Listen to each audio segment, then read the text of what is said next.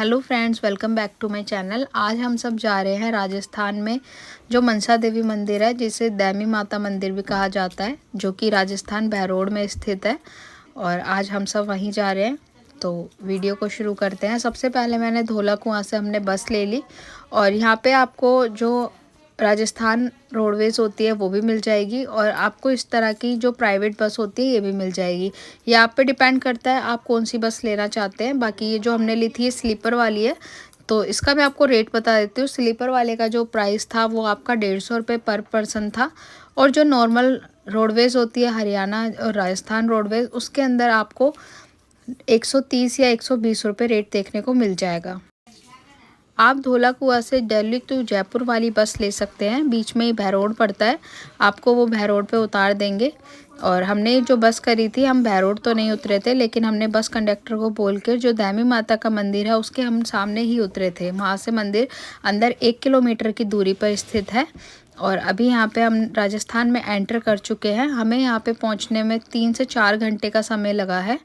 और इसके बाद अब आप देख सकते हैं कि हम ये जो दैवी माता का मंदिर है, उसने बस वाले ने हमें बिल्कुल यहाँ से अंदर 1 किलोमीटर दूर है, आप बोर्ड भी लगा हुआ है दैवी माता, मनसा देवी और दैवी माता एक ही मंदिर है। यहाँ हम उतर गए हैं और ये इस समय हम करीब 2 से ढाई बजे के लगभग यहाँ पहुँचे थे। इस समय बहुत ज़्यादा धूप थी।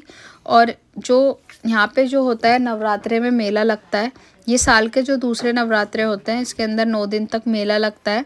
और इस समय पे यहाँ पे अभी तो कोई भी ऑटो या टेम्पो नहीं देखने को मिल रहा है, लेकिन शाम के समय में यहाँ पे आपको, अगर आप शाम के टाइम यहाँ आते हैं तो आपको जो टेम्पो की सेवा होती है वो भी मिल जाएगी। और अभी हम पैदल ही चल रहे थे कि इतने में हमें थोड़ी देर में एक ऑटो वाला मिल जाता है, क्योंकि दिन में बहुत कम सवारियाँ होती हैं, जो दर्शन करने आते हैं श्रद्धालु बहुत कम होते हैं, इस वजह से ऑटो वाले अभी यहाँ नहीं होते हैं। लेकिन अब जैसे हम पहले दिन, मेले के पहले दिन ही गए थे, तो यहाँ शाम को बहुत ज़्यादा चहल पहल हो जाती है। यहाँ मैं आपको बताना चाहूँगी कि आप अगर नवरात्रे में यहाँ पे आते हैं तो आप अगर शाम को आना चाहते हैं, शाम को थोड़ी सी यहाँ भीड़ ज़्यादा हो जाती है। लेकिन हम जो आए थे हमने एक दिन में ही दिल्ली से अप डाउन कर लिया था, इसलिए हम यहाँ से दिल्ली से सुबह 8 बजे हम घर से निकले थे। उसके बाद हम धोला कुआं पहुँचे, 1 घंटा हमें धोला कुआं में लगा। धोला कुआं के बाद हमें यहाँ आने में 3 से साढ़े 3 घंटे का समय लगा है। और अभी आप देख सकते हैं रोड पे इस समय ज़्यादा कोई भी नहीं है, क्योंकि जो मेला है वो अभी यहाँ से मंदिर 1 से 1.5 किलोमीटर की दूरी पर है। हमें यहाँ पे एक ऑटो वाले भैया मिल गए थे, जिन्होंने 10 रुपये पर पर्सन के अकॉर्डिंग हमसे किराया लिया और बिल्कुल हमें मंदिर के बाहर ही छोड़ दिया था। अगर आप दिन में आना चाहते हैं तो मैं आपको यही बोलूँगी कि दिन में यहाँ पे ऑटो की जो सुविधा होती है वो बहुत ही कम होती है। तो आप अगर शाम को आएंगे तो वो बेस्ट टाइम है शाम को, क्योंकि शाम को आप यहाँ पे मंदिर की जो आरती होती है 7 साढ़े 7 बजे, वो भी आप देख सकते हैं। अब यहाँ हमने मंदिर में प्रवेश कर लिया है और आप देख सकते हैं यहाँ पे मंदिर के, क्योंकि अभी यहाँ पे मेला लगा हुआ है, तो इस तरह से खाने पीने के स्टॉल और जो छोटे मोटे सामान होते हैं जैसे कि मेला लगता है उस तरह की यहाँ पे स्टॉलें लगना शुरू हो गई हैं। और ये मंदिर से कम 100 मीटर के दायरे में ही लगनी शुरू हो जाती है। और अभी आप देख सकते हैं ये यहाँ पे गौशाला भी है, आप मंदिर में दर्शन करने के बाद गौशाला में भी जा सकते हैं। और ये बिल्कुल हम मंदिर के गेट पे आ गए हैं, आप देख सकते हो बाहर से मंदिर इस तरह से दिखाई देता है। और यहाँ पर जो नवरात्रि के मेले की वजह से इसको डेकोरेशन भी किया गया है, इसको अच्छे से डेकोरेट करते हैं। और सबसे पहले हम मंदिर के दर्शन कर लेते हैं। इस समय मंदिर में बिल्कुल भी भीड़ नहीं थी। और अंदर मैं अभी आपको दिखाऊंगी, अगर अंदर कैमरा अलाउ होगा तो मैं आपको दर्शन कराऊंगी अंदर मनसा देवी मैया के। इसके बाद हमने अंदर जाके, अंदर कैमरा अलाउ नहीं था इसलिए हमने अंदर की रिकॉर्डिंग नहीं की। और इसके बाद मैंने अंदर हम सब ने दर्शन किए। और यहाँ पे भैरू बाबा का भी एक मंदिर है, जिस पे भैरू बाबा को तेल या घी आप चढ़ा सकते हैं। ये इस तरह का एक हवन कुंड है, जिसके अंदर आप जो पूजा सामग्री में आपको देसी घी और तेल दिया जाता है, आप वो यहाँ पे अर्पित कर सकते हैं। तो इस हवन कुंड के अंदर आप देख सकते हैं श्रद्धालुओं ने किस तरह से इसको ड्रम के अंदर घी भी रख रखा है, तेल भी रख रखा है। आप चाहे तो इसे मंदिर के अंदर जो पुजारी होते हैं उन्हें भी दे सकते हैं, नहीं तो आप खुद अपने हाथों से यहाँ पे आके इस तरह से भैरू बाबा के ऊपर ये सारा देसी घी और तेल चढ़ाया जाता है। और ये जो हवन कुंड चल रहा है इसके अंदर भी आप देसी घी या तेल डाल सकते हैं। साथ ही यहाँ मंदिर के अंदर छोटा सा शिवलिंग भी स्थापित है, साथ में गौरी पार्वती जी और यहाँ पे गणेश जी और नंदी की भी प्रतिमा स्थापित की गई है। और अंदर चल के यहाँ पे एक भैरव बाबा की भी प्रतिमा है, आप यहाँ पे भी दर्शन कर सकते हैं भैरव बाबा के। और ये अच्छा समय होता है, एक तो यहाँ पे मेला भी लगता है और नवरात्रि का सीज़न भी चल रहा है, नवरात्रि के दिन भी चल रहे हैं, तो ये बेस्ट महीना और सीज़न होता है यहाँ पे आने का और दर्शन करने का। वैसे तो ये पूरे साल खुला रहता है, लेकिन जो मैंने अभी आपको बाहर स्टॉलें दिखाई हैं वो हर साल यहाँ नवरात्रों में ही लगाया जाता है। और इस समय धीरे धीरे करके थोड़ी भीड़ आनी शुरू हो गई थी, लेकिन मंदिर फिर भी बहुत ज़्यादा भीड़ भाड़ नहीं थी इसके अंदर।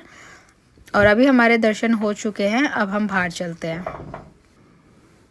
आपको यहाँ पे खाने पीने की भी काफ़ी सारे ऑप्शन देखने को मिल जाते हैं। बाहर जाके हमने पहले माता का ये तस्वीर ख़रीदी है, अब हम इसको अंदर ले जा रहे हैं, क्योंकि माता की जो हमने तस्वीर ख़रीदी है अंदर जाके हम पुजारियों से इस पर तिलक कराएंगे। तो यहाँ हम तस्वीर को अंदर लेके जा रहे हैं, आप इसको अपने घर भी लेके जा सकते हैं।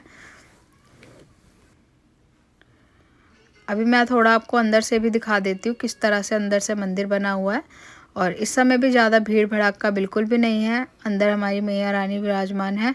और यहाँ पे आपको तिलक करा जाता है, माता के स्वरूप पे तिलक लगाया जाएगा और यहाँ आपको कलावा भी बांधा जाएगा। बाहर आने के बाद आप देख सकते हैं पूरा ये एरिया पहाड़ियों से घिरा हुआ है और यहाँ पे एक गौशाला भी है। दर्शन करने के बाद आप गौशाला में भी जा सकते हैं और इस तरह से आप देख सकते हैं यहाँ का जो व्यू है। इसी के साथ यहाँ पे खूब सारी जितनी भी खाने पीने की चीज़ें हैं वो सारी यहाँ पे सुविधा आपको देखने को मिल जाएगी। यहाँ इस तरह से छोटे छोटे स्टॉल लगे होते हैं, आप अपना खाना यहाँ पे खा सकते हैं।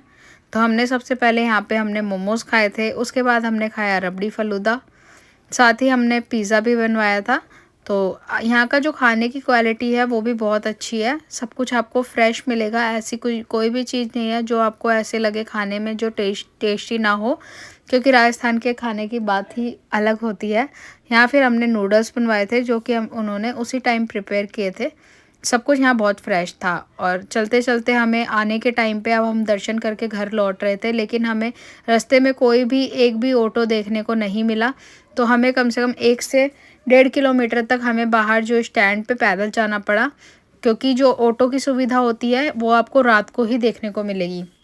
1.5 किलोमीटर चलने के बाद हमें एक ऑटो मिला जो बाहर स्टैंड से हमने लिया था, और उन्होंने 10 रुपये सवारी के अकॉर्डिंग हमसे भैरोड जाने के लिए किराया चार्ज किया था। अब हम ऑटो में बैठ गए हैं और इसके बाद हम भैरोड पहुंचेंगे। भैरोड से हमने दिल्ली की बस ली थी धौला कुआं तक की, जिसमें हमारा चार्ज लगा था 130 रुपये पर पर्सन। तो ये आपका सारा टिकट वगैरह का मैंने इसमें आपको बता दिया है। बेस्ट जो आपका मंथ होता है जाने का, वो साल के दूसरे नवरात्रे में आप जा सकते हैं, जो कि इस समय यहाँ पे मेला लगता है। और आने के टाइम पे हमको यहाँ पे रात हो चुकी थी, क्योंकि आने में हमें 3 से 4 घंटे लगे थे और ट्रैफिक बिल्कुल भी रास्ते में नहीं मिला, बस हमें थोड़ा सा ट्रैफिक धौला कुआं पे मिला था। आई होप आपको वीडियो